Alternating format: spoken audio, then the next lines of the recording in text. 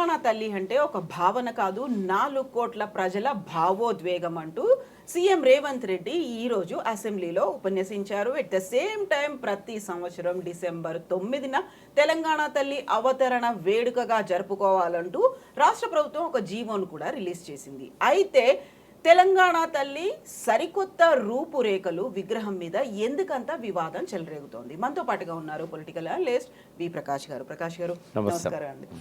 ఇప్పుడు తెలంగాణ తల్లి విగ్రహ ఆవిష్కరణ అనగానే 10 ఏళ్ల పాటు కొనసాగి, అంటే తెలంగాణ ఉద్యమం అప్పటి నుంచి కూడా ఉన్నటువంటి విగ్రహాన్ని సరికొత్త విగ్రహాన్ని కంపేర్ చేస్తూ ఎందుకని అంతలా చర్చ కొనసాగుతోంది?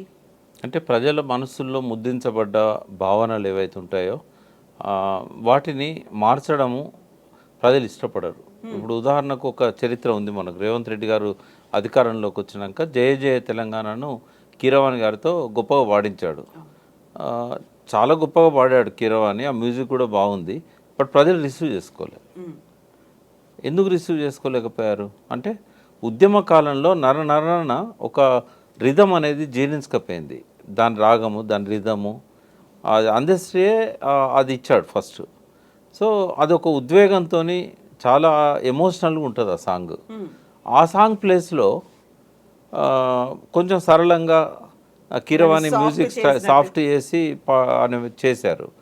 అయితే ఇప్పటికీ కూడా ఇప్పుడు వందే మాతరము ఏఆర్ రెహమాన్ కూడా మ్యూజిక్ ఇచ్చాడు. దానికి చాలా గుర్తింపు వచ్చింది దేశవ్యాప్తంగా, ప్రపంచవ్యాప్తంగా. ఏఆర్ రెహమాన్ ఆయనకు కూడా దీంతో గుర్తింపు వచ్చింది బాగా. బట్ ఎవరైనా వాడుకుంటున్నారు ఆ స్టైల్లో? అంటే ఇప్పటికీ బంకిం చంద్ర చటర్జీ రాసి గానం చేసిన ఆ వందే మాతరం ఏదైతే స్టైల్ ఉందో అదే పాడుతున్నారు. అది పాడితేనే ఒక ఉద్వేగం వస్తుంది. జనగణమన ఉంది, జాతీయ గీతం. అది స్టైల్ మారిందా? మారలే కదా. వావిలాల గోపాలకృష్ణ గారు ఉన్నప్పుడు ఒకసారి అన్నాడు, ఇట్లా పిచ్చిగా ఇట్లా మార్చి చేయకూడదు. ఒక సినిమాలో కూడా వందే మాతర గీతం తరం మారుతున్నది, స్వరం మారుతున్నది, ఆ తరం మారుతున్నది, స్వరం మారుతున్నది అని వందే మాతరం శ్రీనివాస్ గారు ఏదో పాడినట్టున్నారు. సో ఇవి మార్చకూడదమ్మా. ఇవి చరిత్రలో ఉద్యమాలలో స్థిరపడ్డాయి, తరతరాల ప్రజల మనసుల్లో చెరగని ముద్ర వేసి ఒక జ్ఞాపకాలుగా మిగిలిపోయినవి. అవి వాటిని మారిస్తే అవి జీవోల రూపంలోనే ఉంటాయి తప్ప అవి ప్రజల నాలుకల మీద అవి రావు. అవి అట్లాగే ఏదైతే ఆ జాతీయ గీతానికి, అంటే మన తెలంగాణ జాతీయ గీతానికి ఏ పరిస్థితి అయితే వచ్చిందో రేపు ఈ తెలంగాణ తల్లికి కూడా అదే పరిస్థితి వస్తుంది. ఇప్పుడు ప్రజలు అక్కడ చాలా గ్రామాలలో కిరీటంతో ఉన్న పాత విగ్రహాలే ఉన్నాయి. దాదాపు సగం తెలంగాణ గ్రామాల్లో ఉంటాయి. అవి ఎవరు టీఆర్ఎస్ పెట్టిన విగ్రహాలు కాదు. చాలా వరకు ఎక్కడికక్కడ యూత్ డబ్బులు వేసుకొని, చందాలు వేసుకొని కట్టుకున్నాయి. అవి అందరికీ అందుబాటులో ఉండాలని చెప్పి రేట్ ఫిక్స్ చేశారు అప్పుడు కేసీఆర్ గారు. పసనూరు దయాకర్ గారికే ఆర్డర్ ఇవ్వండి, 42,000 కంటే ఎక్కువ ఉండకూడదని దయాకర్కు చెప్పాడు. ఎందుకంటే నిన్న నువ్వు లాభం చూడకు, నీ శ్రమ ఎంత ఉంటుందో అంత తీసుకో అని చెప్తే 42,000 ఫిక్స్ చేశారు అప్పుడు. అది ఆ 42,000 కొంతమంది ఎక్కువ హైట్ పెట్టాలని, మ్యాక్సిమం 1 lakh కంటే ఎక్కువ ఖర్చు పెట్టకండి వీటి మీద అని కూడా చెప్పాడు. చెప్పి అప్పుడు అట్లా అందరూ కార్యకర్తలు, టీఆర్ఎస్ కార్యకర్తలు, కింది స్థాయి గ్రామాలలో ఉండే సర్పంచ్లు ఇట్లాంటి వాళ్ళంతా చేసుకున్నారు. ఎక్కడ కూడా పార్టీ తరఫున అఫీషియల్గా రూపాయి ఇచ్చింది లేదు. మరి వాళ్ళ అంటే కేవలం టీఆర్ఎస్ కార్యకర్తలే కాక జేఏసీకి సంబంధించిన వాళ్ళు కూడా చాలా దిక్కులో పెట్టుకున్నారు. జేఏసీలో అన్ని సబ్బండ వర్గాలు ఉన్నాయి కాబట్టి వాటిని ఆ రూపాన్ని మార్చాలనడం వల్ల అది ప్రజల మనసుల్లో మళ్ళీ ముద్రించబడదు. అది ఇప్పుడు బయట పెట్టవచ్చు ఇట్లాంటి విగ్రహాలను, కానీ క్లాష్ వస్తుంది అక్కడ. ఆ విగ్రహం ఉంటుంది, ఈ విగ్రహం ఉంటుంది. ఎవరి విగ్రహానికి దండేస్తారు, ఎవరిని ఎక్కువగా అంటే మనసులో ఒకసారి ఒక దేవతా రూపంగా తెలంగాణ తల్లి ఉన్న తర్వాత మళ్ళీ దీని దగ్గరికి పోయి వాళ్ళు చేస్తారా, ప్రే చేస్తారా, లేకుంటే నివాళులు అర్పిస్తారా, జయ జయ తెలంగాణ పాట ఇక్కడ పోయి పాడతారా? రెండవది ఏంటంటే తెలంగాణ తల్లి అని చెప్పడానికి ఇందాక అసెంబ్లీలో కూడా రేవంత్ రెడ్డి గారు ముఖ్యమంత్రి హోదాలో ప్రకటన చేసినప్పుడు నేను చూశాను. తెలంగాణ అస్తిత్వ ప్రతీక అన్నాడు. రేవంత్ రెడ్డి గారు నేను అడుగుతున్నా, అందులో తెలంగాణ అస్తిత్వ ప్రతీకగా ఏమున్నది? కింద నుంచి చూద్దాం మనం. కింద పిడికిళ్ళు ఉన్నాయి. పిడికిళ్ళు చాలా ఉద్యమాలలో ఉంటాయి. దాని సింబల్కు ఎక్కువ పాపులర్ చేసింది పీడిఎస్యు.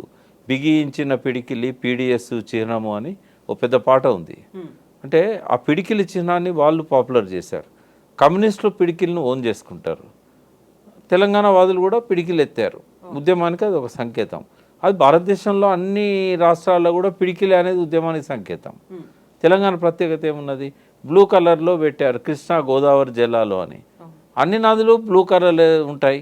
అన్ని రాష్ట్రాల్లో బ్లూ కలర్ని ప్రతీకగా వాడతారు. నీకు ఏం ప్రతీక ఏది? తర్వాత చీరే పచ్చడి గ్రీన్ కలర్ చీర. ఎవరైనా సస్యశ్యామలంగా ఉండాలనుకుంటారు. సరే అక్కడ పింక్ ఉండొచ్చు, రెడ్ ఉండొచ్చు, ఇప్పుడు గ్రీన్ పెట్టవచ్చు. అందులో ప్రత్యేకత ఏం లేదు. ఆ తెలంగాణ ప్రత్యేకత అసలే కాదు.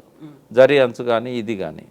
తర్వాత ఆమె చేతుల్లో ఉండాల్సినవి ఒకటేమో ఈ సజ్జలు కానీ, తర్వాత జొన్నలు కానీ, వరి కానీ, ఇవి అన్ని రాష్ట్రాల్లో పండుతాయి. మహారాష్ట్రలో ఇంకెక్కువ పండుతాయి మనకంటే. మరి దేని ప్రతీక అది? అంటే తెలంగాణకు ప్రత్యేకంగా ఏదన్నా ఉందా? కేవలం తెలంగాణ ప్రత్యేకత బతుకమ్మలో వచ్చేది. ఆ బతుకమ్మ తీసేశారు. ఎందుకు అంటే తల్లికి 2 చేతులే పెడతారు. ఒకటి వాళ్ళ పార్టీ గుర్తు ఇట్లా హస్తమని పెట్టారు. మీద భిన్నాభిప్రాయాలు ఉంటాయి. అంటే ఆశీర్వదించేటప్పుడు కూడా ఇట్లనే పెడతారు. ఆశీర్వదిస్తాను తల్లి అని అంటారు. ఇప్పుడు ఆ ఒక్క ప్లేస్లో కనుక బతుకమ్మను పెట్టి ఉంటే అట్లే ఒక చేతిలో బతుకమ్మ, ఒక చేతిలో ఇవి, డెఫినెట్గా తెలంగాణ అస్తిత్వ ప్రతీకగా ఉండేది. కిరీటం లేకపోయినా కూడా పెద్దగా క్రిటిసైజ్ చేసేవాళ్ళు కాదు. బట్ ఆ బతుకమ్మను తీసేశారు. ఆ ఒంటి మీద ఉన్న నగలు లేటెస్ట్ నగలు అవి. కేసీఆర్ గారి మనసులో ఉన్న అప్పటి తెలంగాణ తల్లి విగ్రహానికి ఆయన పెట్టింది ఏంటంటే వెనకటి రోజులలో కంటెతో పాటు ఇది ఉంది కదా మన గొలుసు, అది లాంగ్ చైన్ పాత పద్ధతి అది. తర్వాత సరే కంటె మంచిదే, కంటె ఒక్క మన దగ్గరనే పెట్టుకుంటారా?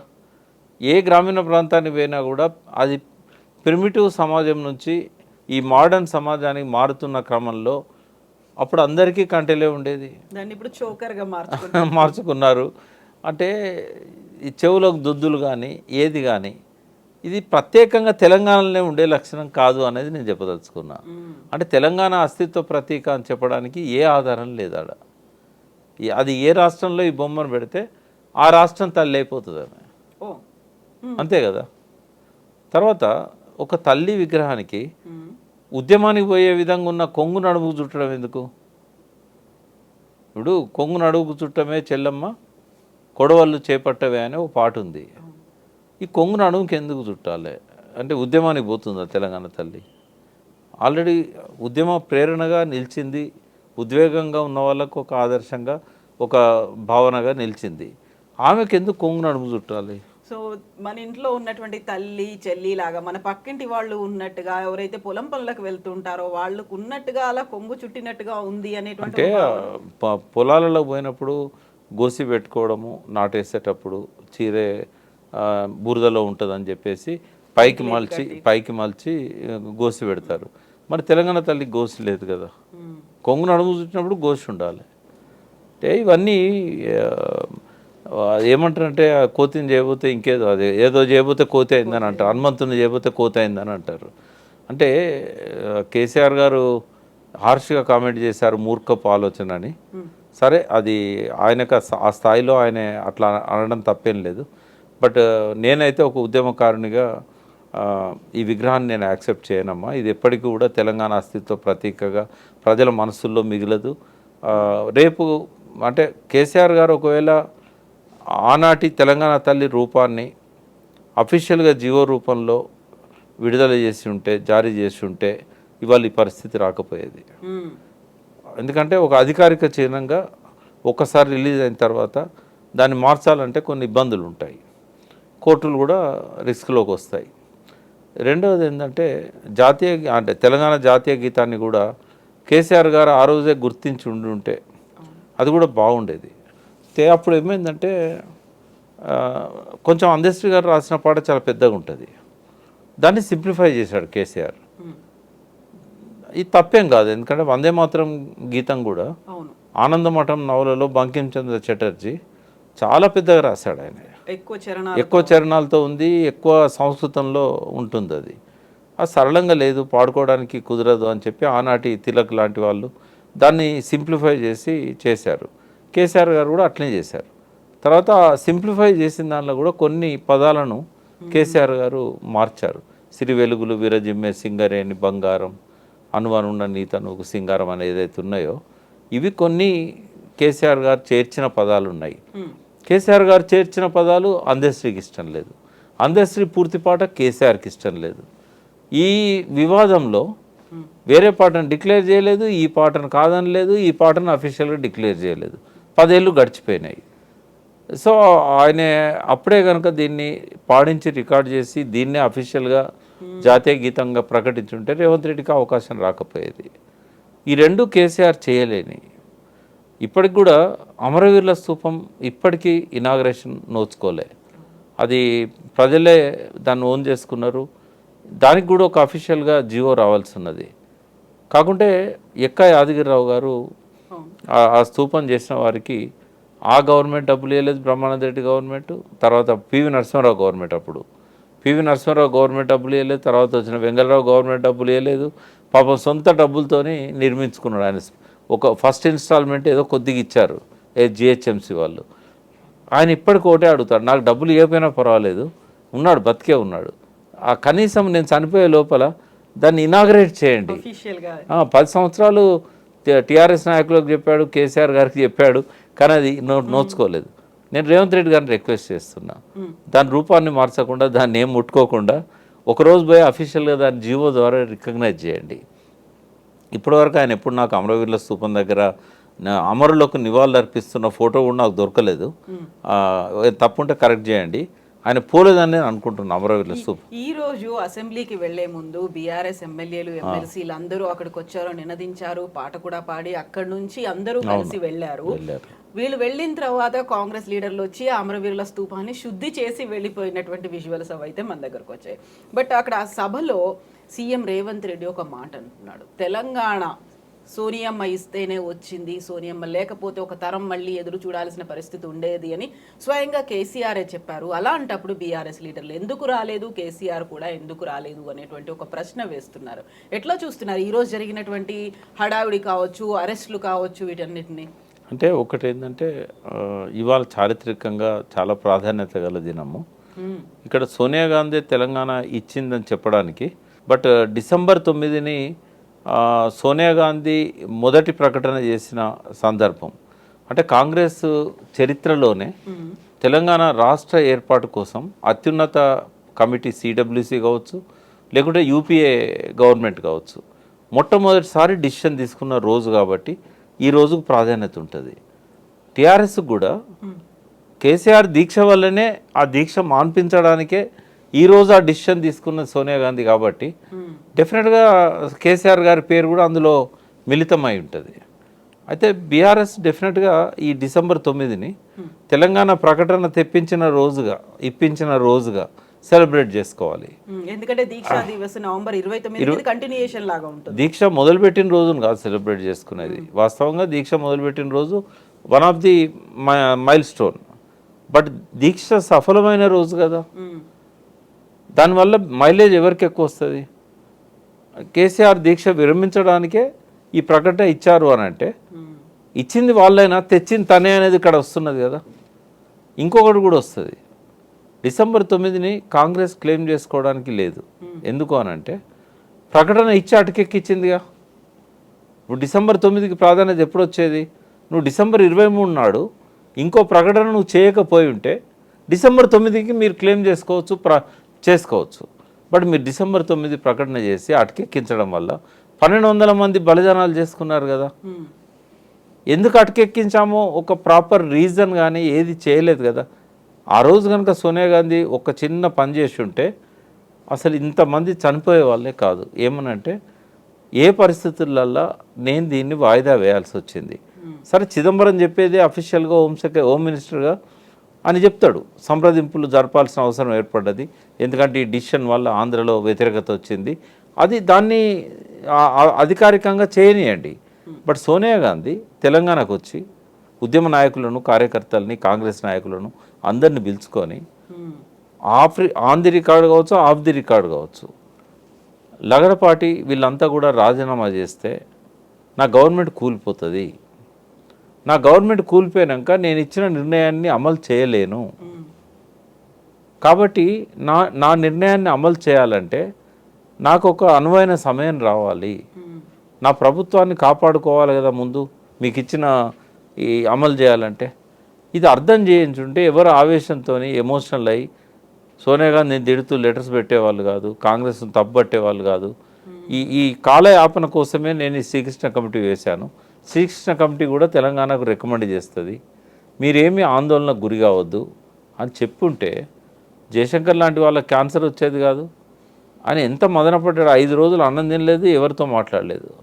ఎప్పుడైతే డిసెంబర్ 23 ప్రకటన వచ్చిందో, అంటే ఆయన చేతులతో రాసిన ప్రకటన డిసెంబర్ 9. అంటే విపరీతమైన మానసిక ఒత్తిడికి గురై ఆ స్ట్రెస్ వల్ల ఆయన క్యాన్సర్ వచ్చింది. అంటే ఇట్లాంటి అన్ని అనర్థాలు జరిగాయే కాదు. మరి ఈ తప్పు కూడా సోనియా గాంధీ మోయాలి కదా, 1200 మంది బలిదానాలకు తనే కారణం కదా. ఆ మాటకు వస్తే కాంగ్రెస్ క్రియేట్ చేయాలనుకుంటే 56 నుంచి ఇప్పటిదాకా కాంగ్రెస్ ఏం చేసింది అనేది కూడా చర్చనీయాంశం అవుతుంది. అందుకని తెలంగాణ ప్రజలు కూడా కేసీఆర్ని ఎందుకు ముఖ్యమంత్రిగా ఫస్ట్ టర్మ్ గెలిపించారంటే కాంగ్రెస్ వెనకాల చాలా చరిత్ర ఉంది, అదంతా తెలంగాణ వ్యతిరేక చరిత్ర. కాబట్టే వాళ్ళు ఆ క్రెడిట్ ఆమెకి ఇవ్వలేదు, ఆ క్రెడిట్ కేసీఆర్కి ఇచ్చారు. అయితే ఇప్పుడు ఏంటంటే ఇవాళ ఈ పరిణామాలన్నీ కూడా కొన్ని అయితే నాకు నచ్చలేదమ్మా. నంబర్ 1 ఏంటంటే ఇటువంటి ఒక మంచి చారిత్రక దినం, మంచి అకేషన్, ఈరోజు టీషర్ట్స్ వేసుకొని వాటి మీద అదాని రేవంత్ రెడ్డి బొమ్మలు పెట్టుకొని పోవాల్సిన అవసరం లేకుండే. అది ఇష్యూయే. అదాని రేవంత్ రెడ్డి స్నేహం అనేది తెలంగాణకు మంచిది కాదనేది ఏదైతే ఎక్స్పోజ్ చేయాలనుకున్నారో బీఆర్ఎస్ 100% అది చేయాల్సిందే. కానీ ఈ అకేషన్ ఎంచుకోవడం అనేది కరెక్ట్ కాదు. ఉదాహరణ మార్నింగ్ సెషన్లో తెలంగాణ తల్లి గురించి భావోద్వేగాల విషయంలో గట్టిగా మాట్లాడి వారి అభిప్రాయాన్ని రికార్డ్ చేసి అవసరమైతే సభ నుంచి వాకౌట్ చేసి మళ్ళీ బయటకు వచ్చి లంచ్ తర్వాత మళ్ళీ రేవంత్ రెడ్డి అదాని బొమ్మలతో పోయి ఉంటే దానికో ప్రాధాన్యత ఉండేది. లేకపోతే వాళ్ళ మాటలకు రికార్డ్ అయితే ఇంకోటి ఏంటంటే ఈరోజే కాకుండా అసెంబ్లీ ఇంకా ఉంది కదా, రేపైనా పోవచ్చు కదా. అది అంటే నేను అనేది ఏంటంటే ఈ అకేషన్ను వాళ్ళు ఆ రకంగా మిస్యూజ్ చేసుకున్నారేమో అనేది నా భావన. బయట ఎంత మాట్లాడినా అది రికార్డు కాదు.